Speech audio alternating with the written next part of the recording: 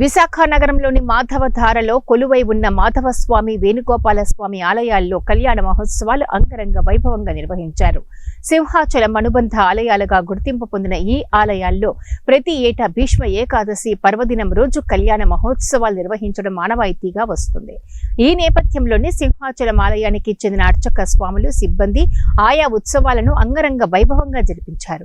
తొలుత మాధవస్వామి ఉత్సవమూర్తులను సర్వాంగ సుందరంగా తీర్చిదిద్ది కళ్యాణ వేదికపై ఆశీనింపచేశారు. ఆ తర్వాత విశ్వక్సేన, పుణ్యహావచనం, ఆరాధన, కంకణ ధారణ, నూతన యజ్ఞోపవీతం, జీలకర్ర బెల్లం, మాంగళ్య ధారణ, తలంబ్రాల ప్రక్రియలను శాస్త్రోక్తంగా నిర్వహించారు. నిత్య కళ్యాణంలో పాల్గొన్న భక్తులందరికీ ఆలయ వర్గాలు తీర్థ ప్రసాదాలను అందజేశారు. మాధవస్వామి, వేణుగోపాలస్వామి ఆలయాలను సర్వాంగ సుందరంగా తీర్చిదిద్దారు. అలాగే కళ్యాణ మహోత్సవాలు ముగిసిన వెంటనే మాధవధారతో పాటు పలు ప్రాంతాల్లో ఉత్సవమూర్తులతో గ్రామ తిరువీధి నిర్వహించారు. పెద్ద ఎత్తున భక్తులు మంగళహారతులతో స్వామిని స్వాగతించి, సేవించి దర్శించుకున్నారు. 58 రోజుల పాటు ఉన్నాడు ఆయన అంపశయ్యం.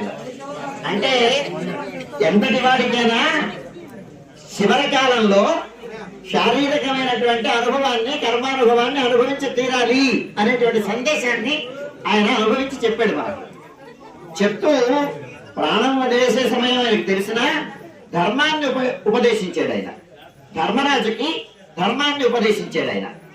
ఆయన ఏమి ధర్మం ఉపదేశించాడంటే, ఆయన తాత నువ్వు చెప్పు ధర్మరాజుకి అంటే, స్వామి నువ్వు ఉన్నావు కదా, నువ్వు చెప్పొచ్చు కదా, నువ్వు చెప్పు అన్నాడు కృష్ణుడు. అంటే నేను చెప్తే అది ఫలించదు, నువ్వే చెప్పాలి అని చెప్పాడు.